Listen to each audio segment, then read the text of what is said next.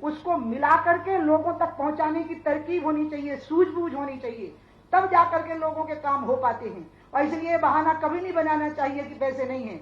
शिवराज जी ने यह बहाना कभी नहीं बनाया।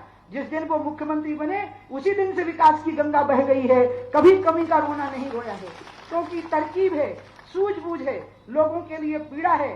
और इसलिए अब एक नए शिवराज का उदय हुआ है। अब की बार का जो शिवराज है वो जन आकांक्षाओं से उसने जन्म लिया है, क्योंकि कमलनाथ जी की सरकार देख करके लोगों की समझ में आ गया था कि शिवराज कितने अच्छे थे। इसलिए मैंने कहा है कि जोर का झटका धीरे से लगा, लेकिन लगना जरूरी था।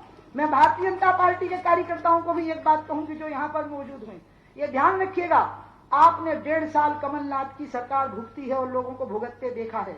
ये दोनों जब यहां से जीत के जाएंगे और आप इनके लिए पसीना बहा करके काम करेंगे तो मुख्यमंत्री शिवराज सिंह चौहान की कुर्सी के पाए मजबूत होंगे और इसी से आप लोगों के बीच में खड़े होकर के लोगों की सेवा कर सकेंगे। इसको ध्यान में रखिएगा। आज भोपाल में एक प्रदर्शन हुआ, वो प्रदर्शन बहुत शर्मनाक है।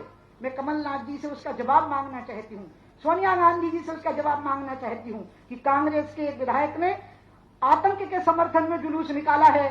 आप आतंकवाद का समर्थन करते हैं कि विरोध करते हैं, ये स्पष्टीकरण देना पड़ेगा कमलनाथ जी को भी और सोनिया गांधी जी को भी। हमने एक ऐसे प्रधानमंत्री को देखा है जो आतंकवाद के खिलाफ पूरी दुनिया के साथ मिलकर के लड़ाई लड़ रहा है, नरेंद्र मोदी जी। वो जब लोग मुझसे पाकिस्तान या चीन पे बोलने के लिए कहते हैं, खास करके मीडिया के लोग, तो मैं मना कर देती हूँ, क्योंकि मैं सोचती हूँ कि ये हमारा विषय नहीं हो सकता।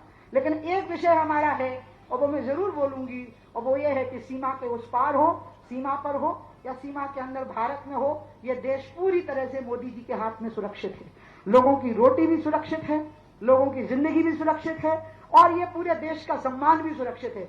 मोदी ने बहुत सारी चीजें इस देश को दी हैं, रोटी दी, रोजगार दिया, और रामलला के सामने तो आपने उनको साष्टांग लेते हुए देखा, 370 हटाई, कितना कुछ दिया। लेकिन अगर आप मुझसे एक शब्द में पूछेंगे कि मोदी जी ने हमको क्या दिया, तो मैं कहूंगी कि मोदी जी ने हमको हिंदुस्तानी होने का गौरव प्रदान किया है, हमको गर्व प्रदान किया है।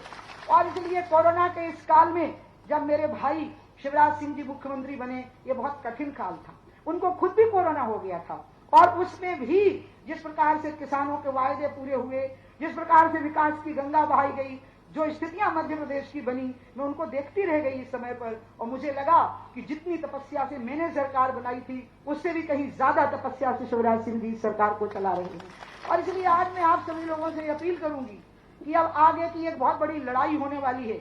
राम मंदिर का निर्माण हो गया, अब राम राज्य के निर्माण की